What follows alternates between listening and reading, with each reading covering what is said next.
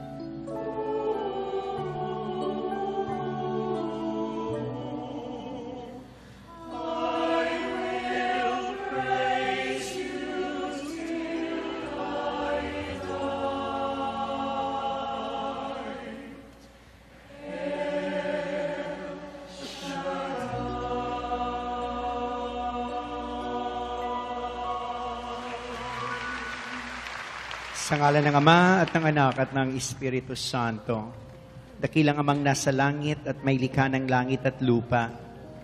Sa gabing ito ay patuloy po namin kayong pupurihin, sasambahin, luluwalhatiin, pasasalamatan sa lahat ng pagpapalang tinanggap namin sa iyo at patuloy naming tatanggapin. Pasasalamatan sapagkat muli mo sa amin pinagugunita ang iyong pinagdaanan. Nanawa ang lahat ng iyong pinagdaanan ay matutunan namin at maisabuhay namin. At inihiling namin sa iyo, Panginoon, ang iyong presensya. Sapagkat ikaw, Panginoon, ay nangako sa amin na kapag may 2 o 3 nagtitipon sa pangalan mo, ikaw ay naroroon. Sa pamamagitan nawa ng iyong presensya, iunat mo nawa ang iyong mapagpalang kamay upang ang lahat ng may mga karamdaman ngayon kasama ang aming mga kasambahay nakikinig sa impilang ito at nagpapatuloy pagmumonitor sa internet na ito ay makaranas ng himalang kagalingan. At ang lahat ng pinanghihinaan ay kalakasan na galing sa iyo. At higit sa lahat, Panginoon, nawa sa pamamagitan ng pakikinig ng iyong magandang balita at malaman namin kung ano ang plano nyo sa amin. At sa lahat na may mga daladalang prayer requests sa gabing ito, ay pauwiin mo nawang mga answered prayers, O Lord. At sa pamamagitan nito, Panginoon, patuloy kaming magpupuri sa iyong pangalan.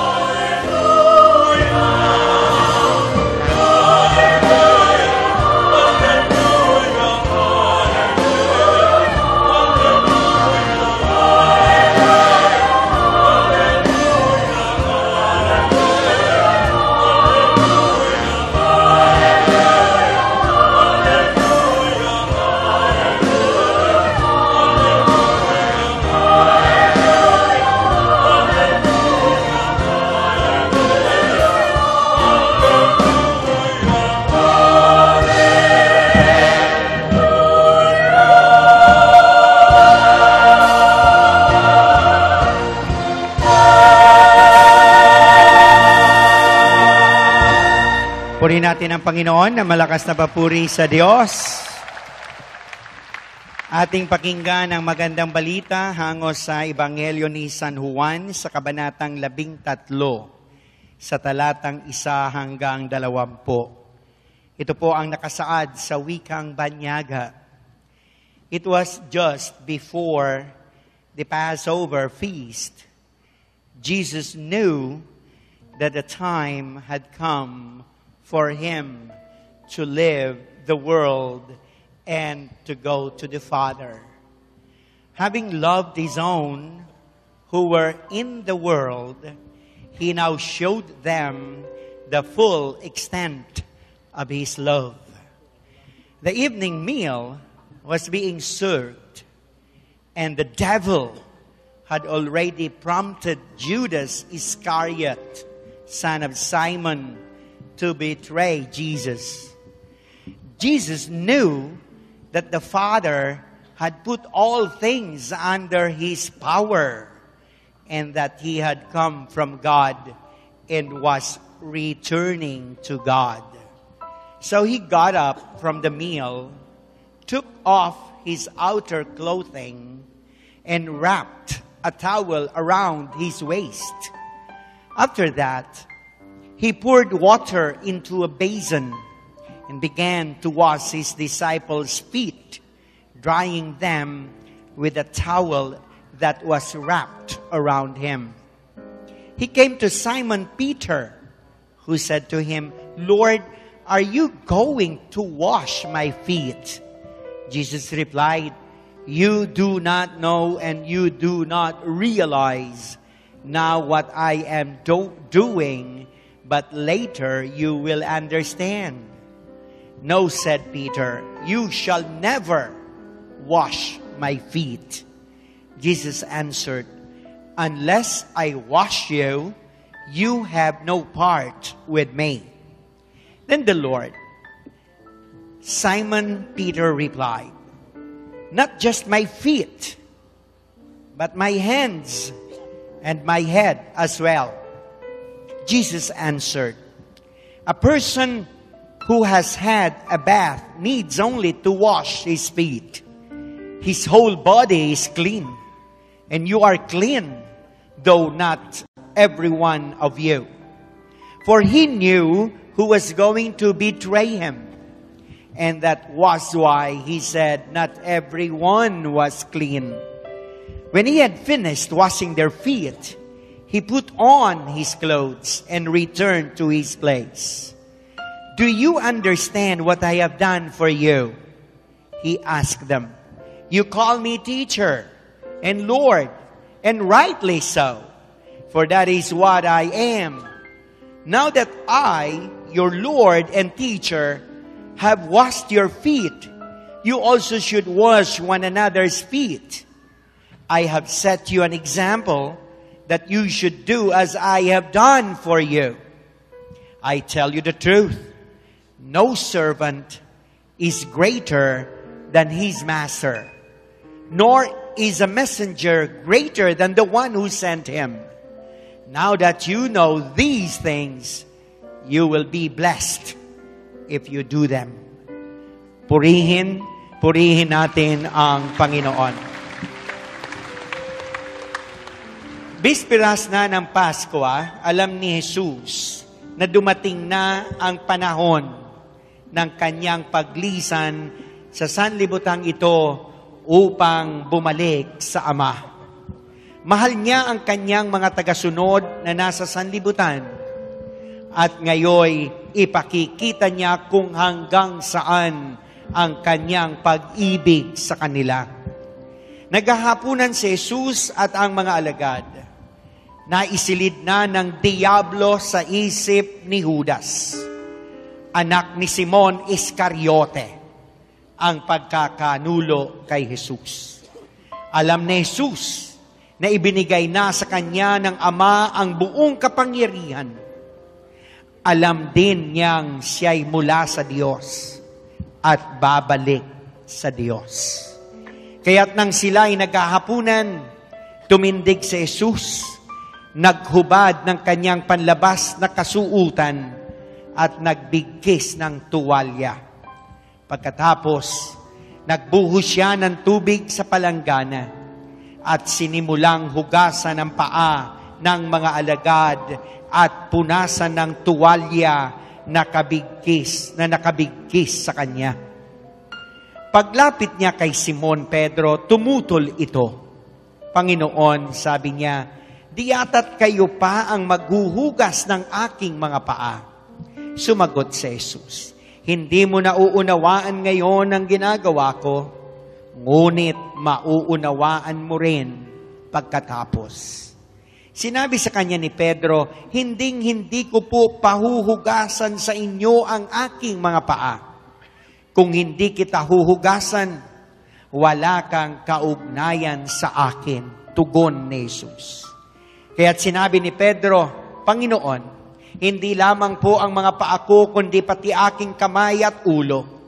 Ani Jesus, maliban sa kanyang mga paa, hindi na kailangang hugasan pa ang naligo na, sapagkat malinis na ang kanyang buong katawan at malinis na kayo, ngunit hindi lahat. Sapagkat alam ni Jesus kung sino ang magkakanulo sa kanya, kaya sinabi niyang malinis na sila, ngunit hindi lahat. Nang mahugasan na ni Jesus ang kanilang mga paa, siya'y nagsuot ng damit at nagbalik sa apag. Nauunawaan ba ninyo kung ano ang ginawa ko sa inyo? Tanong niya sa kanila. Tinatawag ninyo akong guro at Panginoon, at tama kayo, sapagkat ako nga. Kung akong Panginoon ninyo at guro ay naghugas ng inyong mga paa, dapat din kayong maghugasan ng paa. Binigyan ko kayo ng halimbawa at ito'y dapat ninyong tularan. Sinasabi ko sa inyo, ang alipin ay hindi dakila kaysa kanyang Panginoon, ni ang sinugo kaysa nagsugo sa kanya. Kung nauunawaan ninyo ang mga bagay na ito at inyong gagawin, mapapalad kayo. Hindi para sa inyong lahat ang sinasabi ko, nakikilala ko ang aking mga hinirang. Ngunit dapat matupad ang nasasabi sa kasulatan, ako'y pinagtataksilan ng taong pinakakain ko. Sinasabi ko ito sa inyo bago pa mangyari, upang kung ito'y mangyari na, ay manalig kayo na ako'y si ako nga. Tandaan ninyo, ang tumatanggap sa sinugo ko'y tumatanggap sa akin, at ang tumatanggap sa akin ay tumatanggap sa nagsugo sa akin. Purihin Purihin natin ang Panginoon. To God be the glory.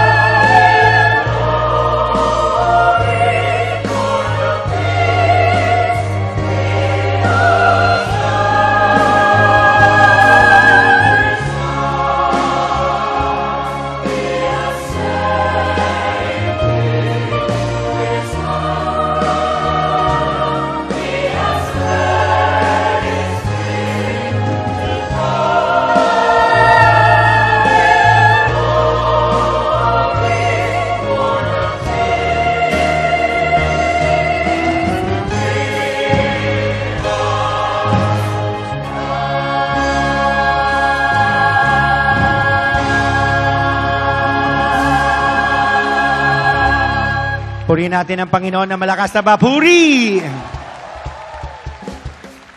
Brothers and sisters, I have good news for you. According to John, chapter 13, verses 14 to 17.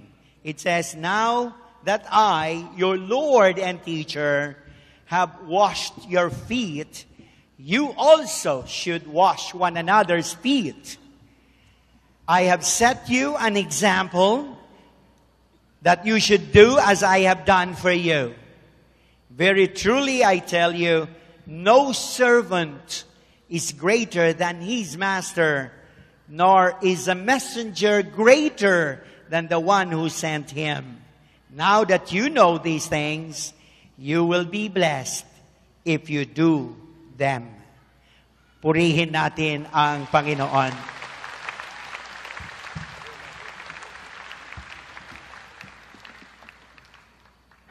Kwento. May mag-asawa at ang babae ay tinaningan na ng kanyang buhay. Nang sumapit ang nalalapit na araw ng taning sa kanyang buhay, lalo siyang nanlalambing at humingi ng paglalambing sa kanyang mister. Isang gabi, Ginising ni Mrs. si Mr. upang muling maglambing. Wika ni Mrs. kay Mr. Daddy, anytime from now, maaaring bawian na ako ng buhay. Kaya pwede, yakapin mo ako at kwentuhan ng ating mga love story. Sumagot si Mr.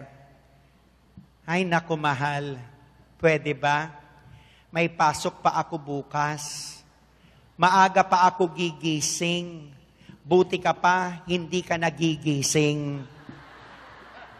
Mga kapatid ko kay Kristo, anong service dito? Walang sino man ang nabubuhay para sa sarili lamang. Ating pakinggan ang ating mahal na punong lingkod, Brother Mike Z. Velarde.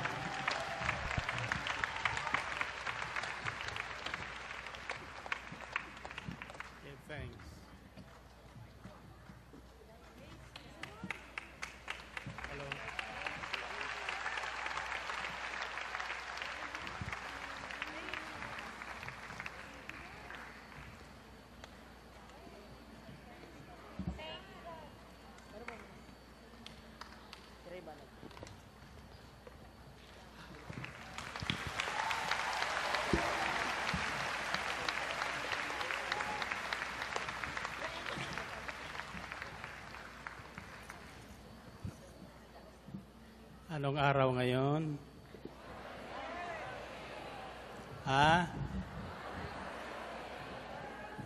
Araw ng pananahimik.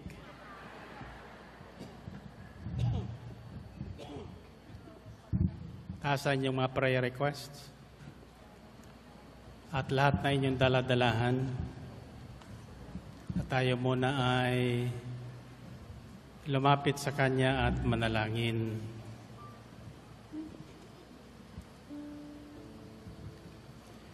Sabi natin, Panginoong Hesus, sa araw na ito, ipinadama mo sa inyong mga alagad ang inyong pagmamahal.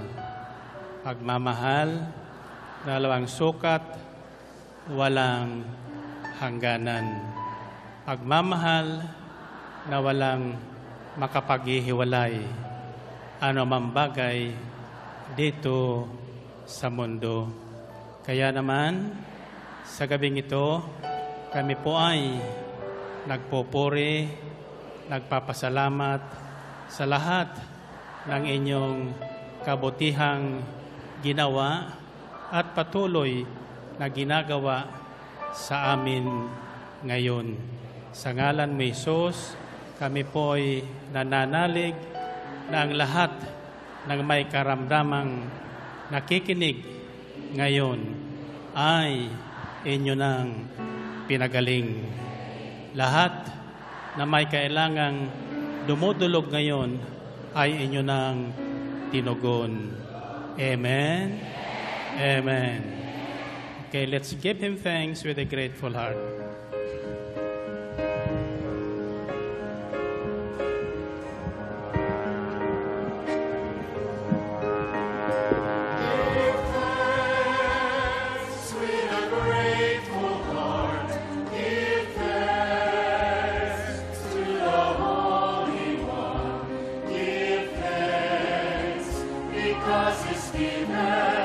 Jesus Christ is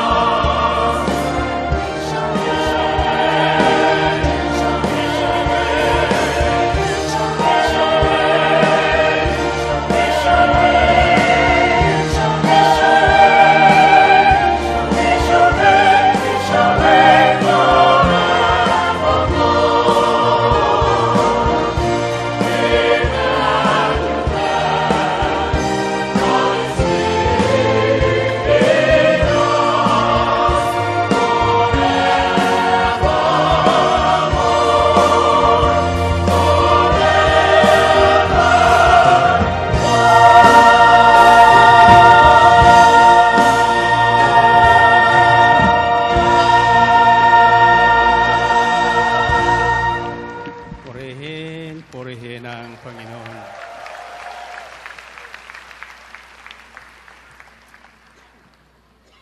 Sabi ng Panginoong Hesus bago tayo maupo, kung akong Panginoon ninyo at Guro ay naghugas ng inyong mga paa, dapat din kayong maghugasan ng paa.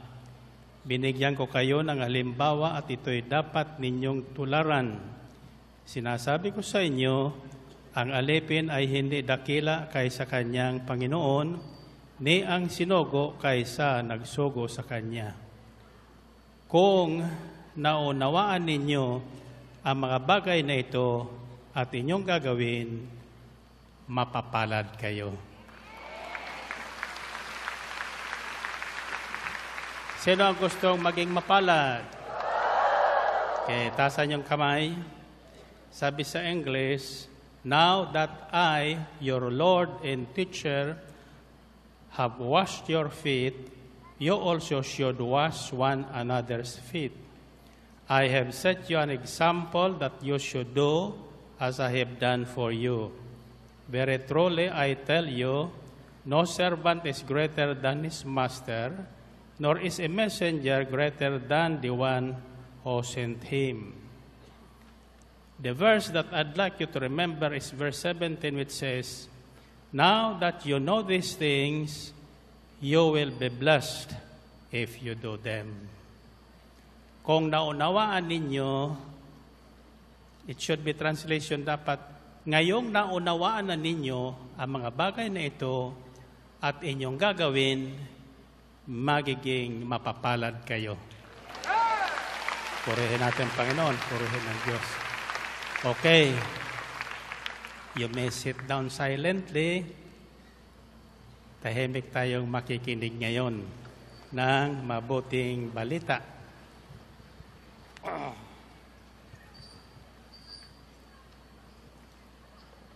Wala munang kumustahan. Mamaya ko na kayo kukumustahin. Ang mabuting balita ay tungkol po sa tinatawag na blessed life. Buhay na pinagpapala ng Diyos. Brothers and sisters, alam niyo po, ibig ng Diyos na tayong lahat ay pagpalain. Pagpalain at maging blessed. Pag sinabing blessed, malapit nang maging santo yun. At maging santa. Kagaya noon, Blessed Lorenzo Roes muna bago siya naging santa o santo. Ngayon, anong tawag sa mga araw na ito? Mahal na araw. Bakit naging mahal? Sa English, pagpasok ng linggong ito,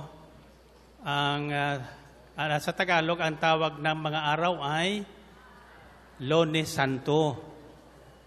Lunes Santo, Martes Santo, Miyerkules Santo, ngayon ay Huwebes Santo. Ano sa English ang Huwebes Santo?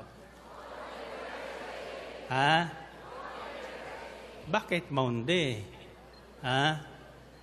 Pag sinabing Huwebes Santo, ibig sabihin ito'y araw ng mga santo. Kaya lahat tayong naparito at nakikinig ng mabuting balita ay mga santo at mga santa. Amen? Sabihin nyo sa inyong sarili, kung anong pangalan nyo, sabihin nyo, kung Elena ka, ako ay si Santa Elena. Ako sasabihin ko naman, ako ay si San Mariano.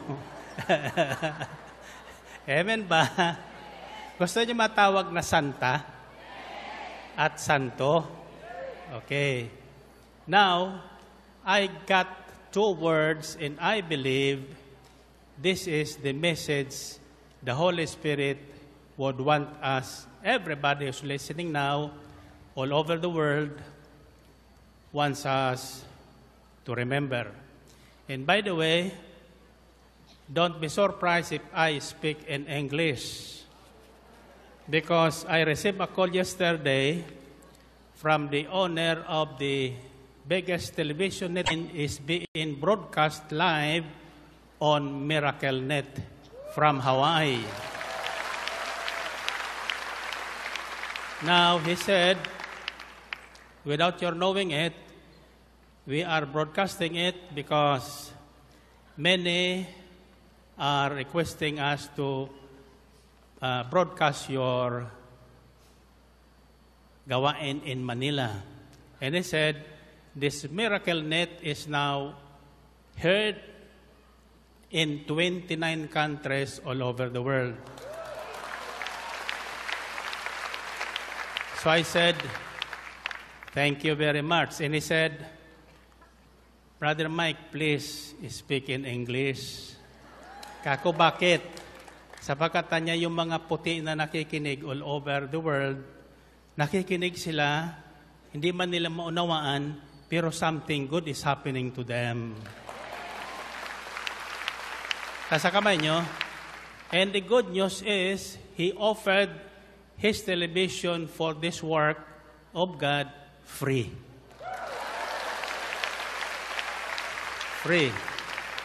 While we are paying our hour over TFC in San Francisco, BIM all over the world also, at I think $1,500 per hour.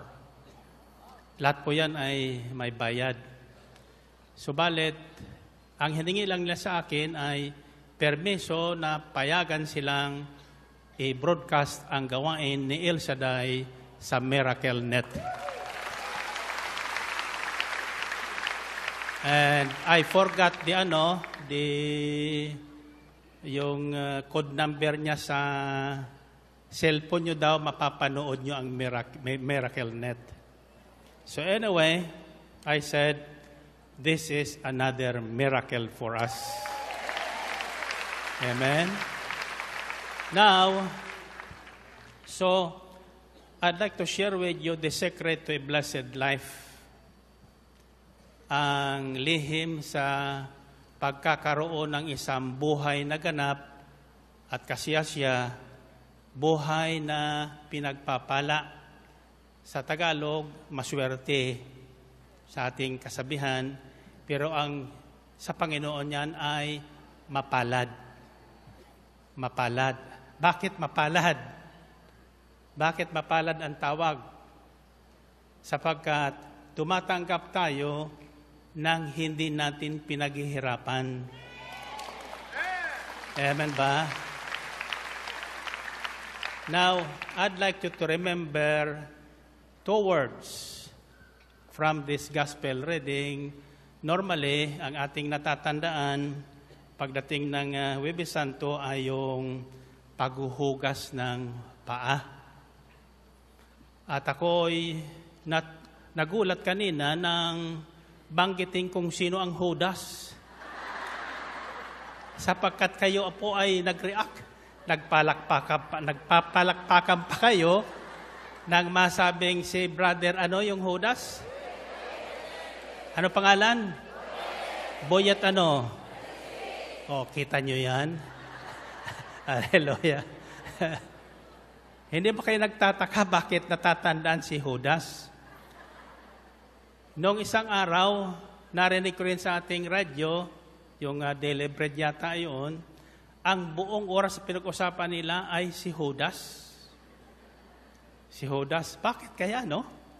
Bakit kaya yung masamang tao na pag-uusapan? Ano? Bakit yung mabait hindi na pag-uusapan? Ha? Bakit?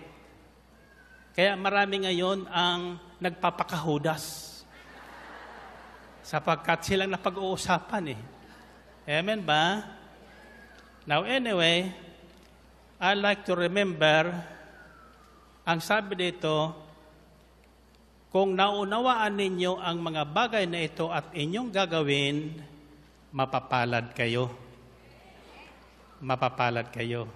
Now that you know these things, Jesus said, You will be blessed if you do them.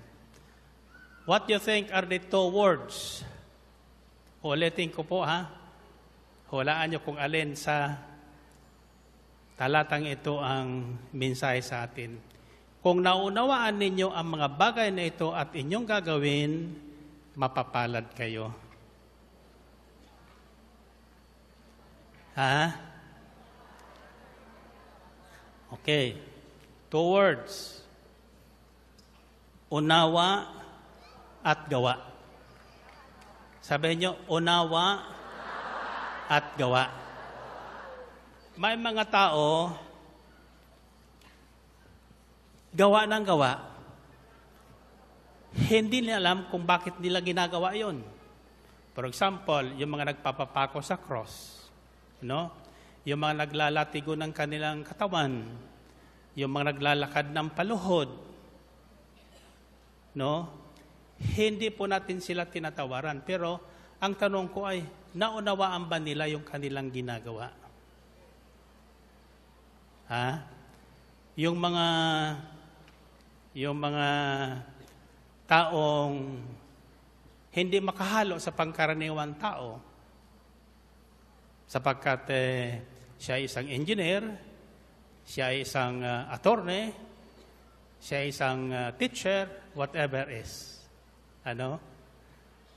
Now, nang pinagnilayan ko po ang 2 salitang ito, ako po ay higit na nagtaka.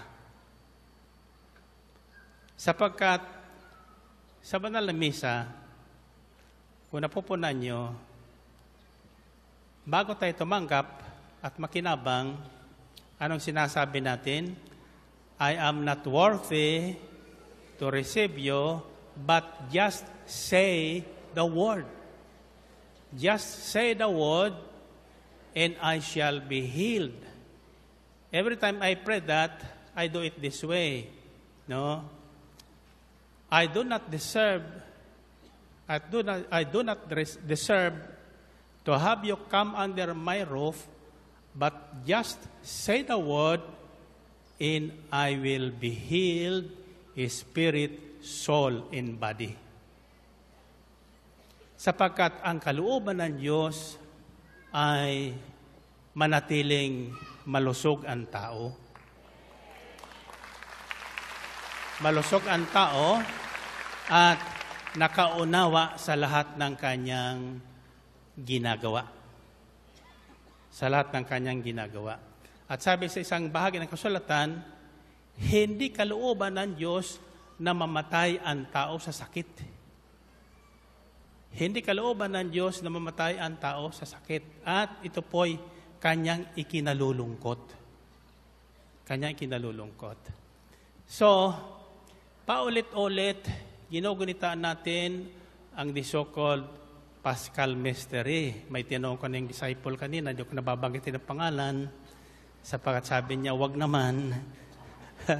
Kako, ano bang araw ngayon? So sinabi niya, Huwebes Santo. Kako, anong ibig sabihin? Ano ang mensahe ng Huwebes Santo? So, normally, sinagot niya, ito po ay bahagi ng 3 araw ng paghihirap. Paghihirap ng ano? No? Paghihirap, kamatayan, at muling pagkabuhay. Bakit kailangan ito gunitain natin? Tuwid-tuwid na. Sapagkat nakakalimot ang tao. Ang tao ay marupok. Kay daling lumimot sa Diyos na ang lahat siyang nagdulot. Amen ba? Hindi ko nagagayahin si Bishop na kumanta. Anyway, pag nagkakaedad na talagang ganyan. So, let's go back to the word unawa at gawa. Now that you know these things, Jesus said, you will be blessed if you do them. Sinabi ng Panginoong Kristo, kung ngayong ngayong naunawaan na ninyo ang mga bagay na ito at inyong gagawin, mapapalad kayo. Now, brothers and sisters, walang ginawa ang Diyos na bitin. Tatandaan nyo, walang ginawa ang Diyos na bitin. Pag ang Diyos ang gumawa, pulido, refined, kompleto. At pagkatapos niyang gawin, siya po ay natutuwa. Sabi sa aklat ng paglikha, and he said, it was good. Wala siyang ginawang masama. Lahat ay mabuti. So sa paghihirap ng Panginoong Kristo, ano kaya ang ipinaunawa niya sa kanyang mga alagad na isang halimbawa na dapat nating tularan? Sabi niya, ito'y kung ako ng inyong guro at Panginoon ay naghugas ng inyong mga paa, dapat din kayong maghugasan ng inyong mga paa. So ang tanong ko ay, bakit napunta sa paa? Bakit napunta sa paa? Ha? Marami pong maari ikahulugan doon. Bakit masyadong binigyan ng Panginoong Kristo yung paghugas ng paa? At tuwing sasapit ang maging ang Santo Papa, ay naghuhugas po ng paa ng mga taong pinipili niya na huhugasan. So ang tanong ay, bakit? Bakit kailangan? Una, si Pedro, sapagkat hindi niya naunawaan yung gagawin ni Jesus, tumanggi magpahugas. Sabi niya, never, Lord, never. Hindi maaring ang aking Panginoon at Guro ang siyang maghuhugas ng aking paa. Hindi kita papayagan. Subalit ang sabi ng Panginoon Kristo sa kanya, Pedro, kung di mo ko papayagang maghugas ang paa mo, wala kang bahagi sa akin. Nang malaman ni Pedro yon, sapagkat gusto niya maging bahagi ng Panginoon Kristo, ano sabi niya? Wag lang paa, pati ulo at buo kong katawan.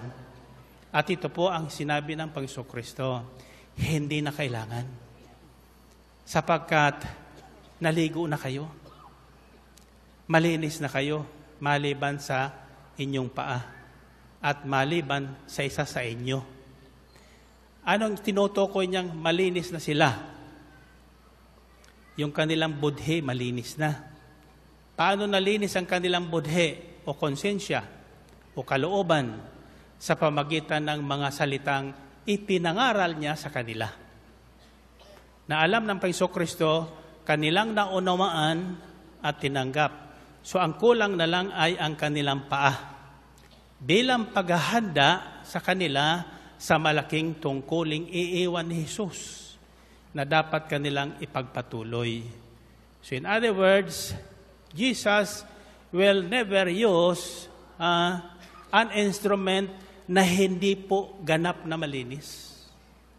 At yung paglilinis naman nun ay hindi po nagagawa ng sino mang tao. Walang makapaglilinis ng kanyang sarili kahit tayo mangumpisal umaga, tanghali, hapon at talagang magpakalinis, hindi tayo magiging malinis. Maliban linisin tayo ni Jesus mismo. Purihin natin ang Panginoon. So, after washing their feet, ganap na silang malinis. A vessel ready for use. Lingkod na handa ng gamitin. Maliban sa isa na pinili niyang hindi maging malinis. Sino yon? Si Judas. Pero kasama rin si Judas yon. Araw-araw kasama si Judas, nakikinig si Judas, nakikinig po siya sa mga pangaral ng Panginoong Kristo. Nakikita niya ang mga halimbawang ipinakikita ng Panginoong Kristo. Ay bakit kakaiba siya sa lahat? Bakit hindi siya nalinis? Kagaya ngayon, sa gawain ito, lahat naman nakikinig. Lalo na po ngayong mga huling buwan natin, no? And I have good news for you, and I'm happy for those abroad. May feedback po ako na yung mga chapter, di ko babanggit ang chapter sapagkat ayaw ko na silang pag-usap-usapan. There are so many chapters na hindi po nagkakaisa ang mga manggagawa. That's why I refuse to go there. Pag hindi nagkakaisa ang mga manggagawa, kahit po silver and silver sa nila, hindi ko pupuntahan. Subalit sa kanilang pakikinig, sa pamagitan ng kanilang mga cellphone, sa ating mga gawain dito, kusa na silang nagkasundo-sundo. Nagpatawaran sa isa't isa, no?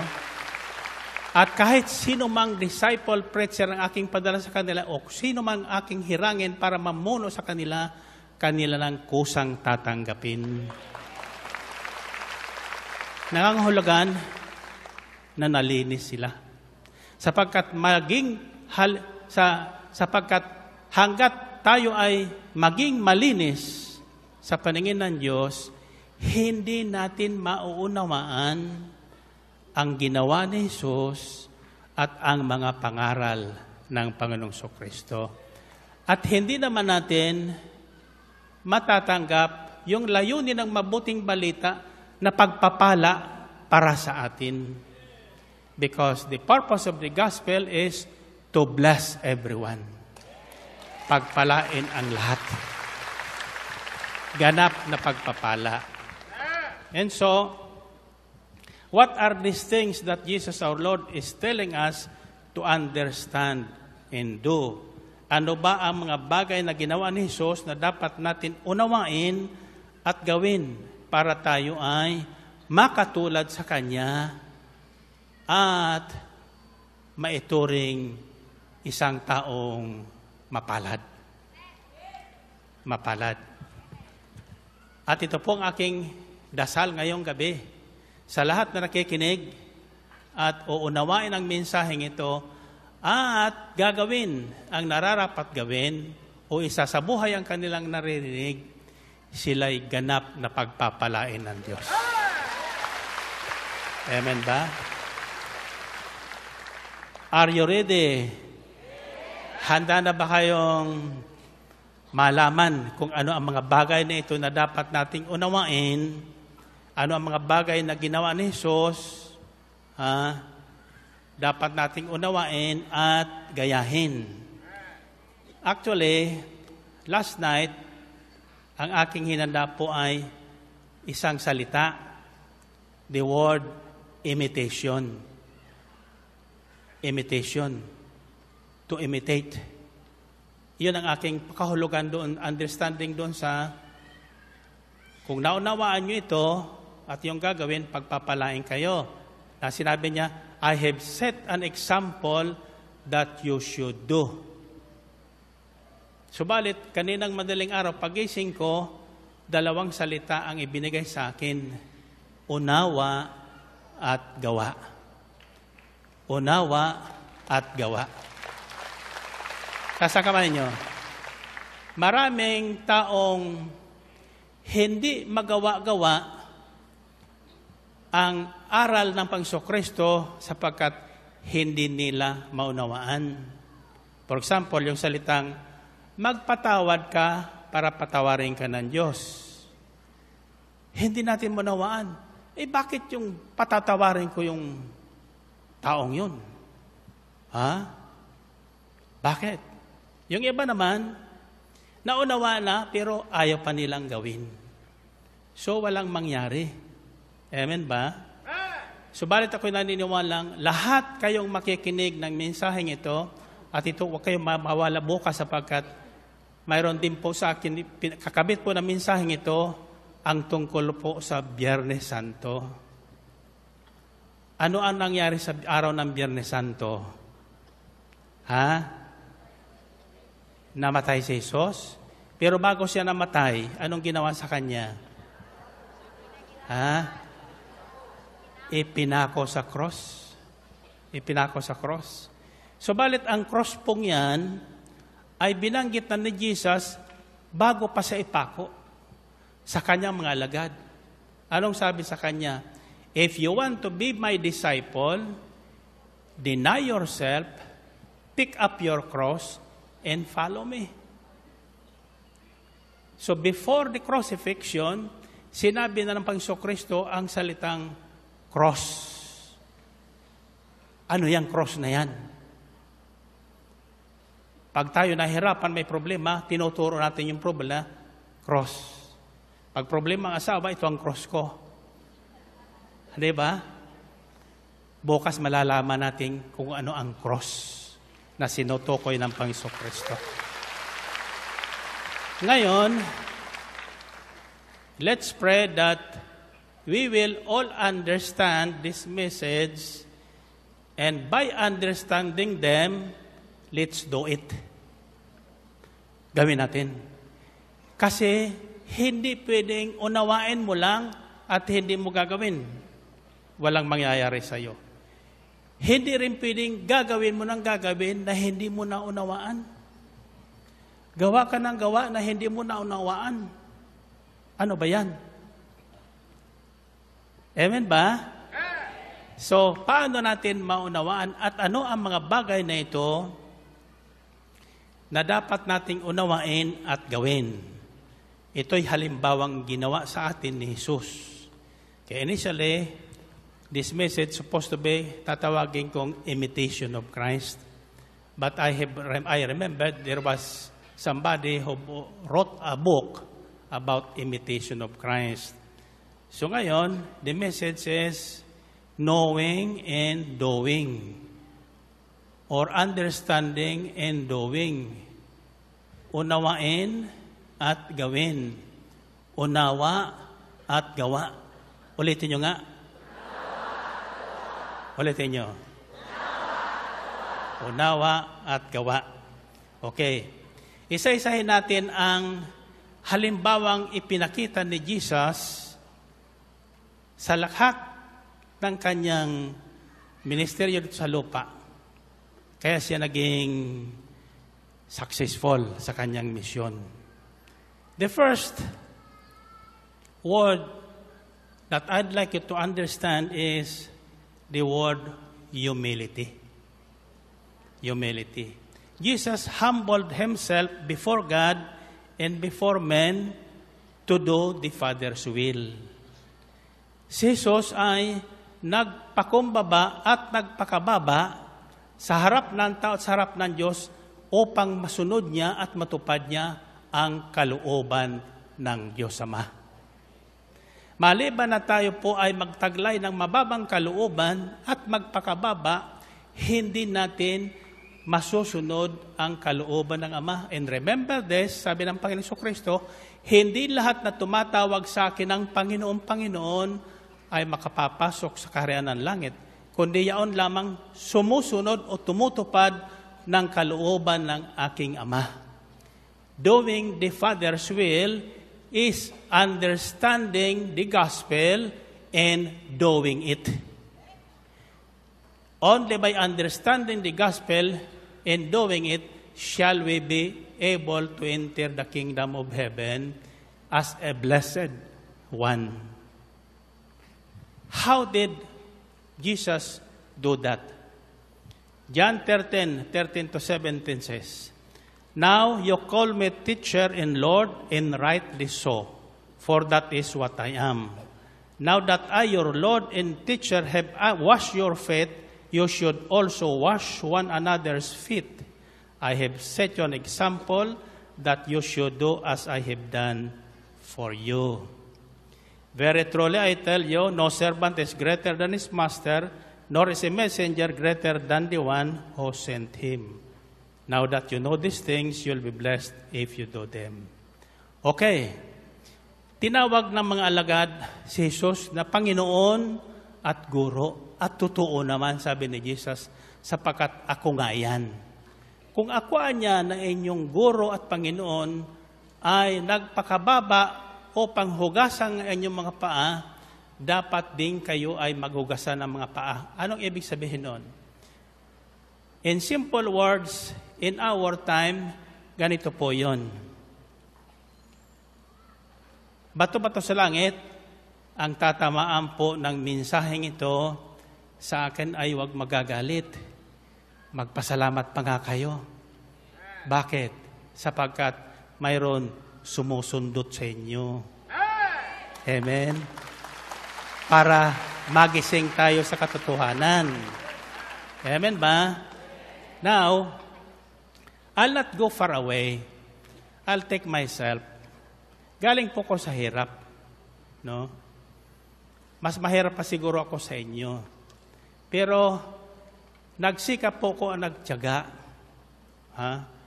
Sa isang kadahilanan na gusto kong matulungan ang aking mga magulang. Ang aking mga kapatid naman na babae ay namasukan sa mga tindahan para sila ay magkaroon ng trabaho.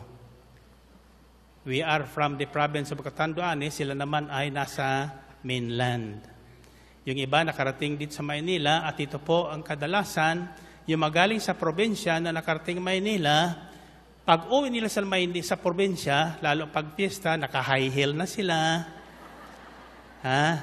naka-bisti na sila, naka-lipstick na sila, etc. All the beauty nandoon na yun. So, yung daliri, yung kuko, ay naka-manicure, no? Nang umalis sila doon sa probinsya, sila po naghuhugas ng plato. Sila po ang nagluluto. Pero nang sila'y umuwi na, lalo na may mga pasalubong, hindi na po sila nahihiga sa sahig. Yung kama, yung papag na hiniga na nanay tatay nila, doon na sila nahiga. Yung nanay at tatay nasa sahig na. Yung nanay at tatay na nagluluto sa kanila. Nasusunod niyo ba? Lalo na po yung mga nakapagtapos ng pag-aaral. Dati sila ay farmer. Yung nanay at tatay nila, putikan. Doon sila lumaki. Pero pag galing sa Maynila, tapos na sila, isang abogado na sila, nakabarong Tagalog na, hindi na po pwedeng magtanim. Iba na sila. Mayroon na silang taglay na katangian. Kaya sila ngayon napapalayo sa karamihan. So ang mga katangian na ito, ang mga bihis na ito, ang mga titulo sa ating buhay, such as being a lawyer, being a teacher, being a professor, etc., no? Lalo na kung yumaman nagpapalayo na sa Diyos at sa ating kapwa. Bakit? Nakakahiya na tayong makitang nagwawalis, etc., no? Kaya, nahirapan na. Hindi naman tayo nag-i-enjoy doon habang tayo po ay napapalayo sa karamihan. Si Jesus, sabi sa Biblia, look at this, no? Lalo na po sa Filipos 2:5-8, it says, in your relationship with one another, bagong translation ito, have the same mindset as Christ Jesus, who being in very nature God, did not consider equality with God something to be used to his own advantage.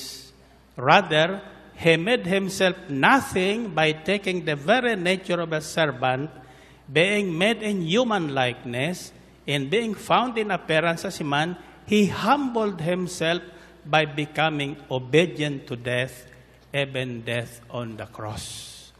So si Jesus, kilala niya ang kanyang sarili. Alam niyang siya'y Diyos. Subalit, hindi niya ginamit ang kanyang pagiging Diyos, bagkos itinabi niya, hinubad niya, at siya po'y nagpakatao. At hindi labas na nagpakatao, naging alipin at nagpaalipin sa tao. Bakit? Para masunod niya ang kalooban ng Diyos Ama. Para masunod niya ang kalooban ng Diyos Ama.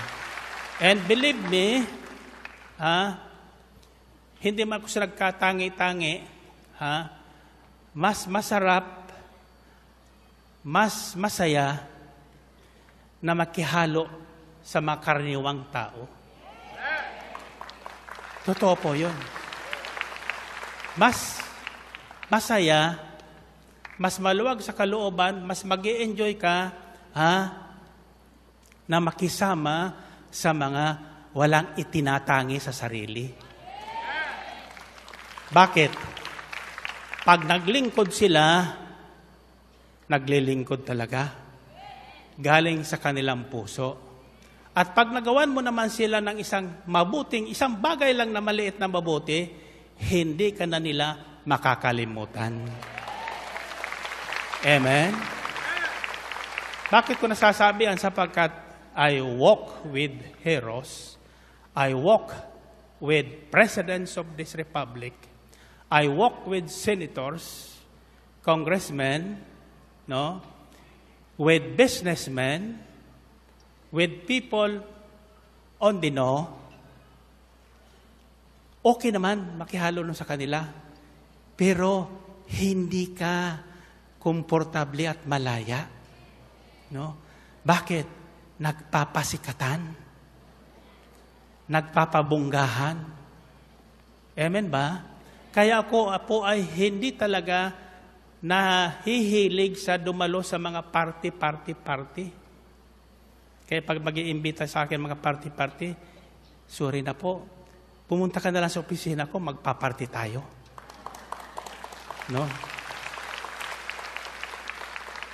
Yun luto ko na lang. At siguradong masasarapan ka. At hindi lang yung gagaling ka pa. Amen ba? Purihin natin ang Panginoon. Purihin ang Diyos. Ito pa. Sa Biblia ba'y nasumpungan po ko? Ang tawag po, isang bulag. Isang bulag. Nang malaman niya si Jesus ay dumaraan, nagsisigaw na siya. Jesus, Son of David, have mercy on me. Ang pangalan niya ay si Bartimeo. So, nang sabihin sa kanya ng mga alagad, pinatatawag ka ng Panginoon. Anong ginawa ni Bartimeo? Tumayo siya at tinapon yung kanyang balabal. Inalis yung kanyang balabal. Kung hindi niya inalis yung kanyang balabal, baka hindi siya gumaling. Sapagkat doon, may classification ng mga tao. As it is now in the Philippines, may classification ng mga tao. A, B, C, D, E. Pagdating ng eleksyon, mas malakas ito sa A. Mas malakas ito sa C. Mas malakas ito sa D. Sino ang nasa classification na D? In A. D in E. Duterte daw, sabi niya. Halata itong Duterte ito eh. Huwag kang nagpapahalata, Tayo yun, yung sinasabing DNA, napupunan nyo sa television, mga commercial na mga kandidato, lahat ipinaglalako nila ang mahihirap. Tutulungan daw ang mahihirap. Wala dyan nag-advertise. Si Duterte nga, sabi niya, laghihirap na lahat. Pinakikita yung mahihirap. Tutudasin ko lahat sila.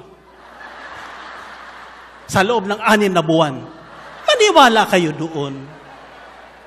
Walang nagsasabi sa kanilang totoo. Bakit? Naggagawa sila isang bagay, nagsasalita na hindi nila naunawaan. Puro pambubula lang. Sa kamay nyo. Puro pambubula lang. Ay tayo naman na nasa DNA, may taglay na power. We have the numbers. Tatandaan nyo, in politics, it's numbers. If you have those numbers, you dictate to politicians. Narinig mo yun? Nasa kamay nyo. But if your numbers are scattered, may Duterte, may Binay, may Crespo, may ano pang isa? May Rojas, ano pa isa? May Miriam. Pag nagkanya-kanta nyo, tatawagan pa ba tayo niya pag nanalo yan? Wala. Baka sipain tayo dun. Pero kapag inunawa natin ang ating kalagayan at tayo ay nagkaisa, we will dictate politics in this country. Amen ba? Ang problema, madali tayong bulahin. Sabi namang isa, walang iwanan, lahat yayaman. Ay nako, sabi ko, marami nang nangako niyan sa amin. Amen? Kaya siguro, ang binigay sa atin ng Espiritu Santo ngayong salita ay unawa at gawa. I'll tell you a story in the Bible na nagbago ng mukha ng kaharian. Si Esther. Esther. Sino may Esther? Dito pangalan itong Esther. Si Reina Esther. Si Reina Esther, naging reyna yon na walang kamalay-malay ayon sa plano ng Diyos. Ayon sa plano ng Diyos. Hindi alam nung hari noon, si Haring Xerxes, na si Esther ay isang Hudyo. Itinago po yun, identity niya. So siya po ang napiling reyna. Kapalit ng dating reyna Baste, si Baste nabasted. Bakit nabasted si Baste? Tumigas ang ulo. Ayaw nang sumunod sa hari. Gusto siya na ang nasusunod. Ay iba po yung hari sa reyna. Iba yung husband sa wife. Nasusundan nyo ba? Hindi muna pag-usapan natin husband sa wife na yan. Kasi Webe Santo ngayon. Anyway, bukas pwede pag-usapan yan. Yan ang makross natin. Ayon sa ating lokal na pangunawa. Pero makinig kayo bukas, pumarito kayo sapagkat mayroon pinakita sa akin tungkol sa cross ni Jesus. Kaya lang kailangan maunawaan natin kung ano ang ginawa ni Jesus para sa atin. So in other words, for us to do the Father's will, we should set aside all our calling. If you are an attorney, if you are a doctor, if you are rich, if you are a queen, kung ano ka man, if you are a superstar, sino ka man, ang mga bagay na yan, tatandaan nyo, nagpapahiwalay sa atin sa Diyos. At nagpapahiwalay sa atin sa karamihan ng mga lalang ng Diyos. Because of position and possessions, we are possessed. Hindi tayo malaya because of all these things. No, ako'y nagpapayaman, ako po ay nakakulong din yan. Akala ko noon, ayos na ang buhay ko. No? Naku ko yumaman, yabang ko. Patayo ko ng mga Amerikana. Naku, yung mga Amerikana ko, pag makita ko ngayon, nakakahiya. Bakit? Bitin. Bitin. Walang direksyon. Pinagtatawanan na pala ako noon. Nag-produce ko ng pelikula, naging producer ako. Bakit? Para yung mga artista lumapit sa akin. Lumalapit sa akin, gusto nilang magkapelikula. Nung wala na rin. Si Jesus, mayroong kawala, hindi siya nawawala.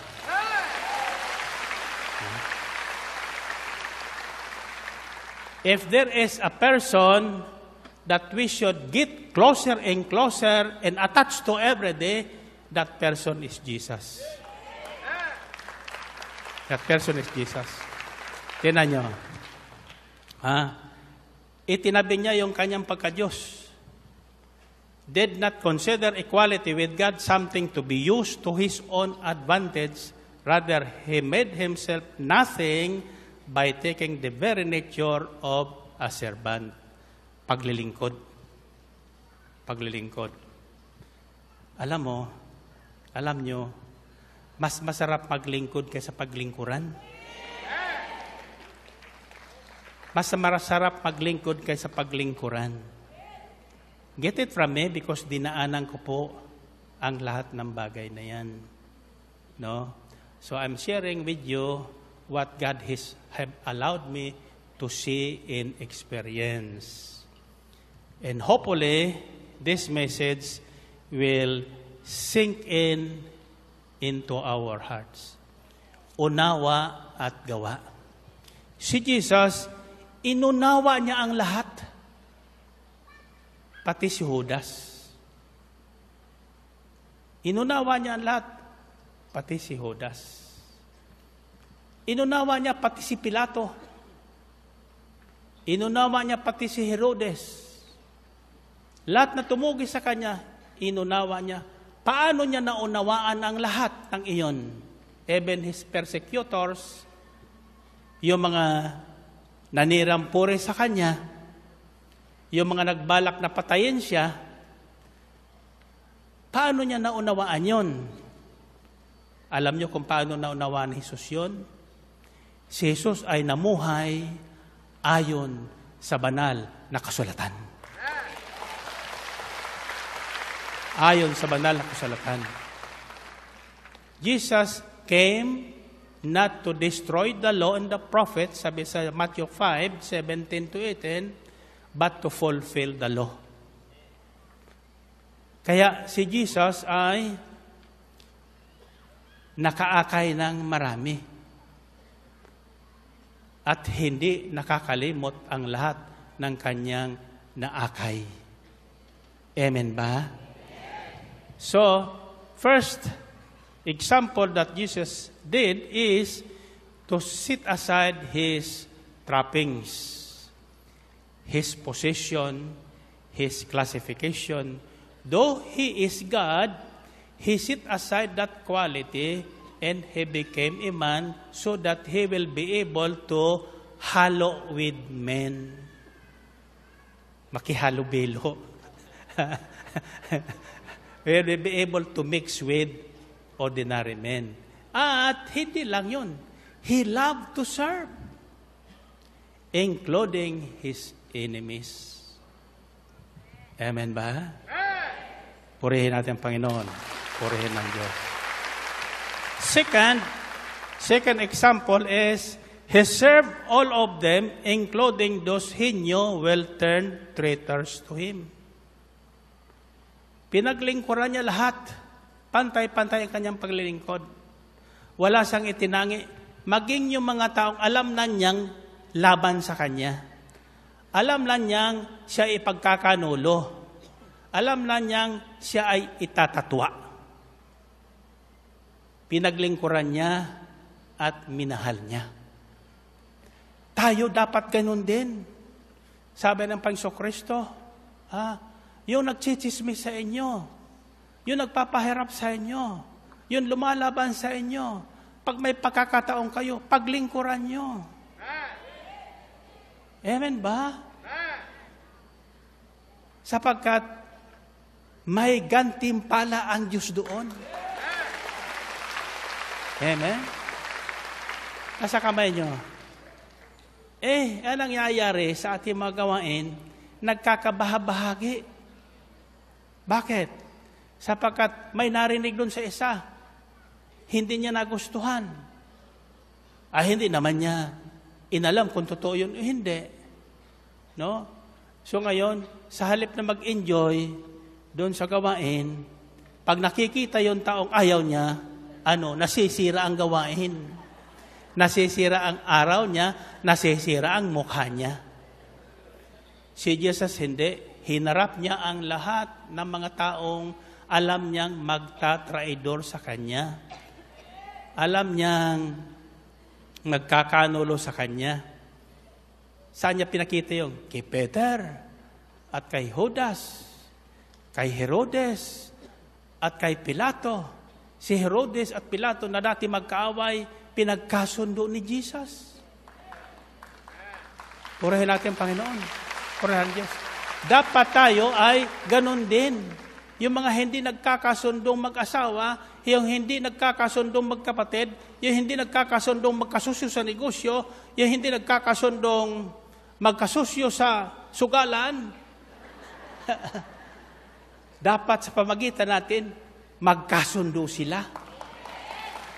Magkasundo sila. Nasa kamay nyo. At kapag nagawa natin yan, isang kahulugan yan, sumasa atin ang Diyos. Sumasa atin ang Diyos. Amen ba? Bakit? Ano ba magagawa natin? Kung tayo, naku, sasabihin natin, mamatay ka sana. Diba? Makidlatan ka sana. Amen? Pero hindi. Sa taong kasama si Jesus, niloko ka. Sasabihin mo, pagbalik mo, gagantimpalaan kita. Purihin natin ang Panginoon. John 13 verse 18 says, I am not referring to all of you. I know those I have chosen, but this is to fulfill this passage of Scripture. He who shared my bread has turned against me. Hindi para sa inyong lahat ang sinasabi ko, nakikilala ko ang aking mga hinirang, ngunit dapat matupad ang nasasabi sa kasulatan. Ako'y pinagtaksilan ng taong pinakakain ko sa aking kamay. Narinig niyo yun? Ako'y pinagtaksilan ng taong pinakakain ko sa aking kamay. Pero, pinakain pa rin niya. No? So, iyon ang magandang halimbawa na kung maunawa natin ano ang ibinubunga nung paglilingkod at pag-uunawa sa mga taong hindi makaunawa sa atin, tayo ay pagpapalain ng Diyos. Magiging mapalad tayo. So these are the things that Jesus said, now that you know these things, you will be blessed if you do them. So wala siyang iniwan na bitin. Ipinaunawa niya sa lahat. Nang si Pedro ay hindi makaunawa ng kanyang gagawin, in-explain ni Jesus kay Peter. Nang maunawaan ni Peter, sumubra naman si Peter. Ang sabi ni Peter, lahat na. Ulo ko, katawan ko, buhusan mo na rin, hugasan mo na rin. Sobra naman yun. Ano sabi ni Jesus? Di na Peter, naligo ka pero ang paa mo marumi. Marumi. Bakit? Kung saan napupunta yan? Na walang direksyon. Amen ba? Subalit kapag iyan ay pinalinis nyo sa Panginoon, magkakadireksyon ang takbo ng buhay mo. Hindi ka napupunta sa mga bagay na hindi mo naunawaan. Hindi ka nagagawa ng isang bagay na hindi mo naunawaan. Amen ba? The third thing that Jesus did and want us to understand and do, according to Acts chapter 10, verse 38, how God anointed Jesus of Nazareth with the Holy Spirit and power, and how He went around doing good in healing all who were under the power of the devil, because God was with Him. Sa makatwid, bagay si Jesus na taga Nazaret, kung paanong siya'y pinahira ng Diyos ng Espiritu Santo at ng kapangyarihan at naglibot na gumagawa ng mabuti sa lahat ng tao. Gumagawa ng mabuti, nagpagaling sa lahat ng mga pinahirapan ng dyablo sapagkat sumasa kanya ang Diyos. So, He went around doing good. Pag maunawa natin ang bagay na ito, araw-araw, magiging mithiin nyo ang makagawa ng mabuting bagay sa sino mang tao. Doing good. Sabi niya, doing good.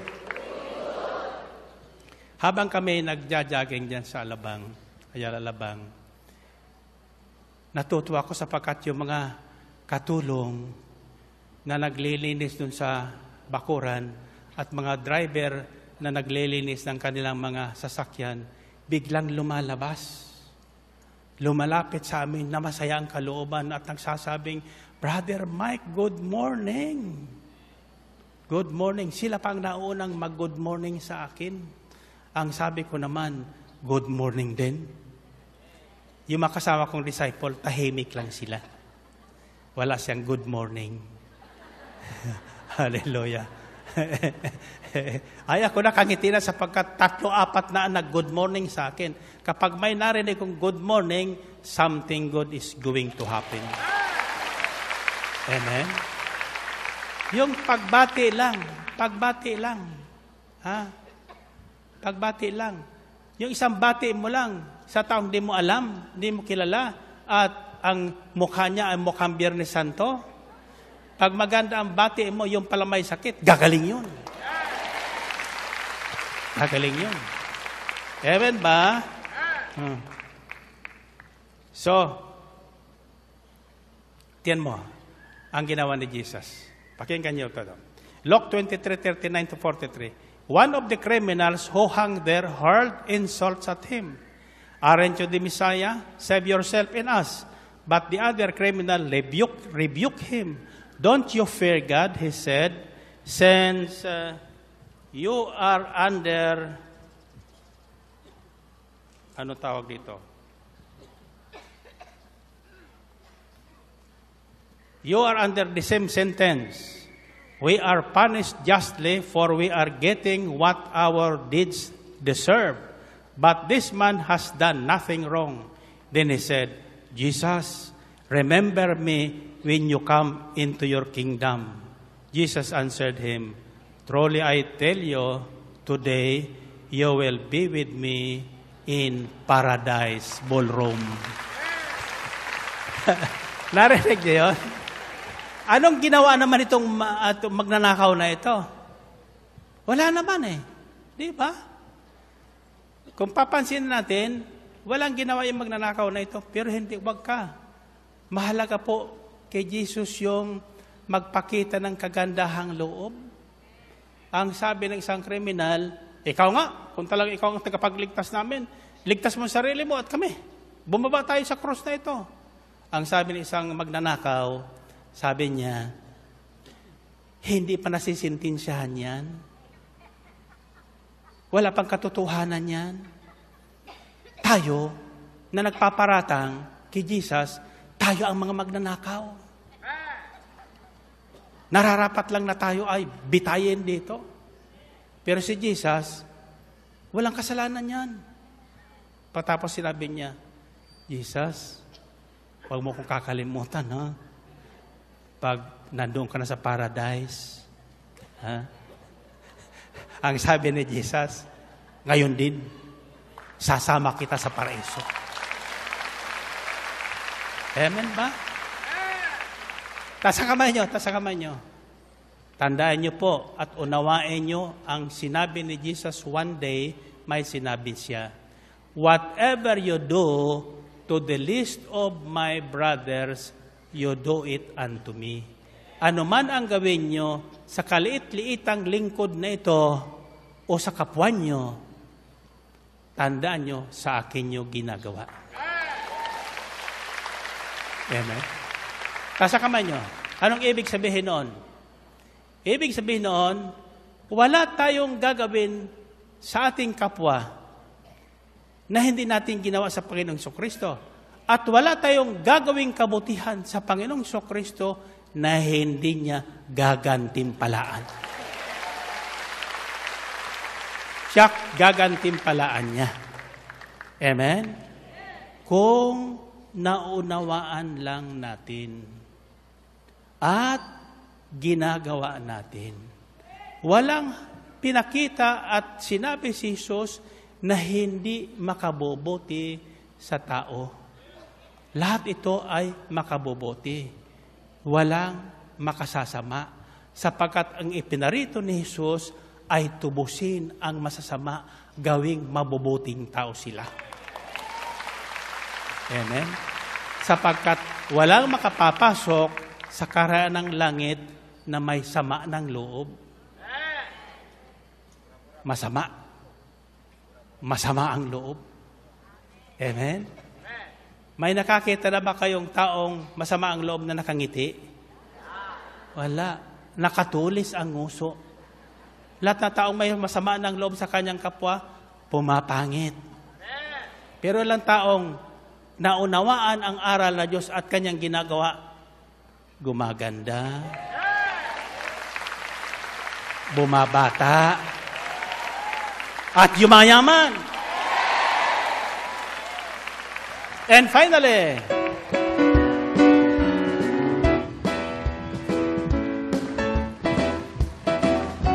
anong kagalakan ang aking nadarama sa tuwing ako'y nakikinig ng banal na salita. Nalaman ko ang susi ng kanyang mga himala sa gabay ng lingkod ng pinagpala. Kasama kamay, finally, Kung ngayon may bagong buhay. Ako ngayon may bagong buhay. Finally, Ako ngayon ay pinagpala. ako ngayon ay pinagpala. Finally, Ako ngayon tagumpay. ako ngayon ay tagumpay. Finally, Sabay-sabay. yes, finally, Ang buhay ko ngayon ang buhay ko ngayon siksik liglig ng biyaya. may pagsulong. May pagsubok man ay hindi alintana. Ako'y punong-puno ng pag-asa at kalakasan sa pagtahak sa landas ng kabanalan. Kung magalakad na sa mga kamay, finally, Finally, ako ngayon ay malaya na. ako ngayon'y malaya na. Finally, Sumigaw ang lahat ng mayaman. ako ngayon'y mayaman na. Finally, Lumundag ang magaling na. ako ngayon ay magaling na. Finally, Sabay-sabay. yes, yes, finally, And finally, finally, ako ngayon may bagong buhay. ako ngayon may bagong buhay. Finally, Ako ngayon ay pinagpala. ako ngayon ay pinagpala. Finally, Sumigaw ang tagumpay. ako ngayon ay tagumpay. Finally, Sabay-sabay. yes, yes, finally, And finally, finally, yes, yes, finally, and finally, finally, sabay-sabay. yes, yes, finally. purihin ang Panginoon. Tasan yung kamay. On verse 1, chapter 13 of John, says, it was just before the Passover feast, Jesus knew that the time had come for him to leave this world and go to the Father. Having loved his own who were in the world, he now showed them the full extent of his love. Purihin natin ang Panginoon. Purihin ang Diyos. Okay. Sabi niyo, unawa at gawa. May isang nagtanong. Sabi niya, how do you spell love? How do you spell love? Ano? Ang sagot ng tinanong ay ganito. Love is not to be spelled. Hindi lang ini-spelling ang love. Ipinadadama at ipinakikita. Okay? You don't just spell love. You don't just say, I love you. You don't just say, I love you. Ang pag-ibig ay ipinadadama at ipinakikita. Amen? Sa kamay nyo. Bakit nga ba nakuha ni Jesus na magpakababa? Because of love. Bakit nga ba nakuha ni Jesus na itabi yung kanyang pagiging, yung katangian ng pagka-Diyos at nagkatawang tao at nanilbihan sa tao because of love. All these sacrifices of the Lord Jesus Christ that we are remembering when times like this comes is because of love. For God so loved each one of us from the beginning of time. Nang likhain niya ang tao.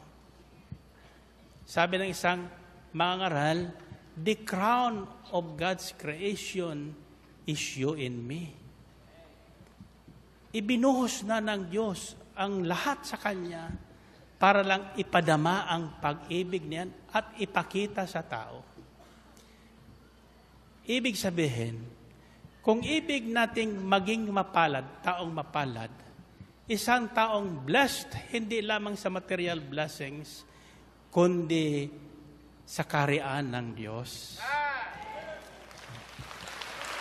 Sa kaharian ng Diyos. Taas ang kamay nyo. We must all do these things in love. Pag-ibig. Love conquers all, sabi ng Biblia. Ang pag-ibig at pagmamahal ay napagtatagumpayan ang lahat. Maging yung taong sinalbahe ka na, mapagtatagumpayan mo yung kasalbahihan niya. Pag pinairal natin ang pag-ibig na tulad ng sa Diyos, magagawa natin patawarin yung mga taong wala ng silbi sa atin. Magagawa natin paglingkuran yung mga taong wala ng silbi sa buhay natin. Dahil sa pag-ibig. At ang pag-ibig na yan, sabi ni San Pablo, na ibinigay sa atin ni Jesus, nothing out of this world can separate us from the love of Christ. Walang makapaghihiwalay sa atin sa pag-ibig ni Kristo. Magawakan kayo ng kamay. Let us sing this song.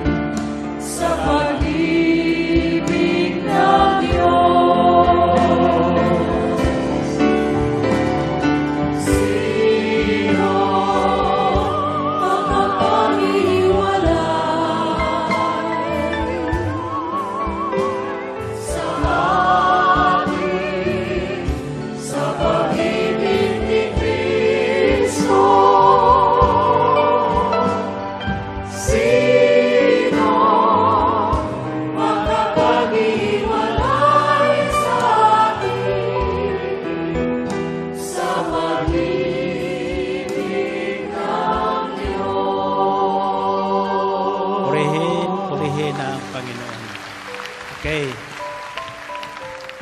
Lagay ang puso nyo sa kamay nyo. Narinig niyo yun? Naunawaan niyo ba yun? Ibig sabihin, sinabi kong, lagay sa kamay nyo ang puso nyo. Ha? Mahirap unawain yun. Ha? Kasi yung puso natin nasa loob. Kamay natin nasa labas. Pero may ibig sabihin po yun. No? Ibig sabihin noon, kung mailalagay mo lang sa kamay mo ang puso mo, maibibigay mo sa iba. Amen. Kasa kamay nyo. At anumang ibigay mo, ibabalik sa iyo ng Diyos. Amen ba? Puso sa puso. Puso ng Diyos ang dapat taglayin natin. Ginawa po ni Jesus yan. Nagawa niya yan. Iniwan sa atin ang kanyang buhay.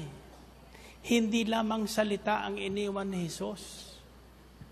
Kung naunawaan po ito ng mga Kristiyanong Katoliko, mapapalad tayo.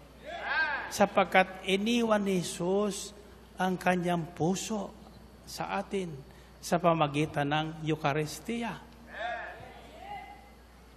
Ang dugo, ang puso ang nagdi-distribute po niyan. Ang dugo ni Jesus ay hindi basta dugo. Iyan ang dugo na naglinis kay Pedro at sa lahat ng kanyang mga alagad. At iyan din na dugo na naglilinis ng lahat ng ating kasalanang nagawa. Amen ba? Sa kamay nyo. Kaya sa pamagitan ng mabuting balita, kung ating inuunawa, uuwi tayong mapapalad. Uuwi tayong mapapalad. Sapagkat uuwi tayong hindi nag-iisa. Lalo na bukas, may sasabihin ako sa inyo na ipinahiwatig sa akin ng Espiritu ng Panginoon. Mas lalo kayong matutuwa. Pero ngayong gabi, iuwi niyo po ang bagay na ito. Tandaan niyo, hindi ipinagkait ng Diyos ang kanyang pag-ibig.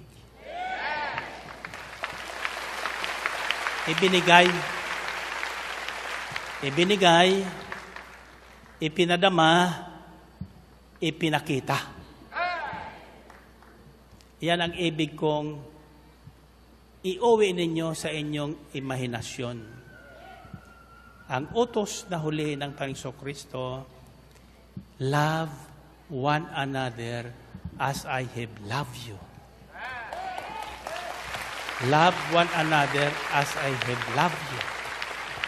Na kahit pinagtataksilan nyo na ako, hinugasan ko pa kayo. Na kahit ipagkakanulo nyo ko, mahal ko pa rin kayo. Amen? Kaya lang dapat maganap ang ayon sa nasusulat. Amen? At ako'y naniniwalang ito'y magaganap sa ating lahat. Ito'y magaganap sa ating lahat. Kasa kamay nyo. Kayong lahat na hindi karating dito ngayon sa ating International House of Prayer ng El Shaddai, subalit pinagpalang nakikinig ng mensaheng ito, saan man kayo naroroon, tandaan nyo ito. Lahat na sugat na nilikha sa inyong puso ng inyong kapwa, lahat na sama ng loob na iniwan sa inyo ng inyong mga magulang, ng inyong asawa, ng inyong kapatid, sa dugo ni Jesus, nahugasang lahat. Sa dugo ni Jesus, nahugasang lahat. Taas ang kamay nyo. Taas noo tayong uuwi, maglalakad sa sandibutang ito, na walang posubaling masasabi natin sa dyablo na tayo ay malinis. Malinis. Hindi lamang, tasa ka ba yun? Hindi lamang sa ating bihis, kundi higit sa lahat sa ating puso. Amen ba? Ito ang ating taglayin. Kapag tinaglay natin ito at hindi natin iniwan sa dakong ito, lahat ng bagay na hindi natin naunawaan sa buhay, maunawaan natin. Amen? Yung tinik o cross sa ating buhay na dati akala natin nagpahirap sa atin, makikita nating ito pala ang dahilan kung bakit tayo nagkaganito. Amen? Sabihin niyo ang lahat na ang salitang pagmamahal. Kapag ito ang ating tinaglay, kasama natin ang Diyos. Kasama natin ang Diyos. Walang mahirap na bagay na hindi natin magagawa. Magagawa na natin ang lahat ng bagay dahil sa pag-ibig ng Diyos. Amen? Kasang kamay niyo. Sabihin niyo, Panginoon, salamat po sa unawa na ipinagkaloob niyo sa amin ngayong gabi. Bigyan niyo po kami ng lakas ng loob na maisagawa namin ang nararapat naming gawin. Nang sa gayon, maranasan namin, madama namin ang isang buhay na ganap at kasiyasiya. Amen? Amen. Purihin natin ang Panginoon. Purihin ng Diyos. Find your partner. Find your partner. Unang sasabihin mo sa partner mo, ngayon, alam mo na. 1 plus 1. Ano ang alam mo na ngayon? Ha? Ha? Hindi. Ito sabi niyo pangalawa. Ang susi sa buhay naganap at kasiyasiya. Ulitin nyo nga. Yan ang pangalawa. 1 plus 1. 3 plus 3.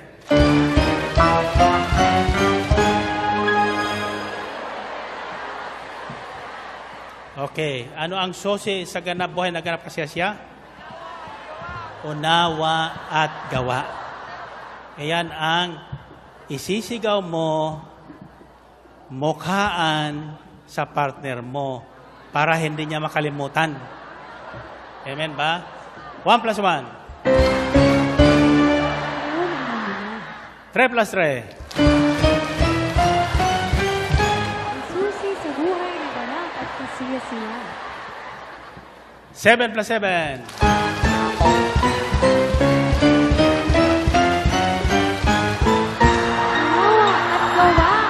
Purihin, purihin ang Panginoon, purihin ang Diyos. Taas ang kamay, taas ang kamay. Huwag niyong kakalimutan, magkambal yan, unawa at gawa. Hindi pwedeng puro gawa, walang pang-unawa. Hindi pwede naman unawa ng unawa, wala namang ginagawa. Amen ba? So ngayon, kung uunawain mo yung mga taong nagpe-persecute sa'yo, kung uunawain mo yung mga taong alam mo na nagbigay ng saman loob sa'yo, mapapatawad nyo sila. Ha?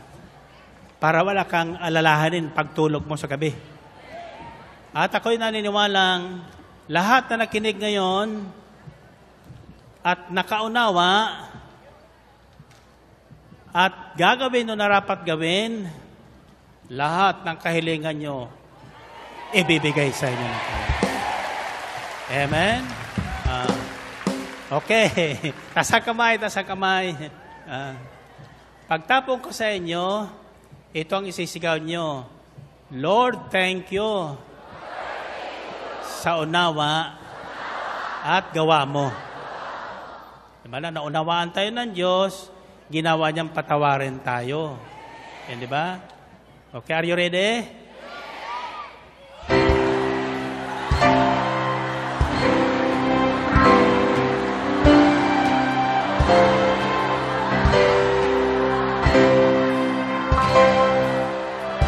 Thank you sa gawa mo. See you tomorrow night. Magkita-kita tayo muli bukas.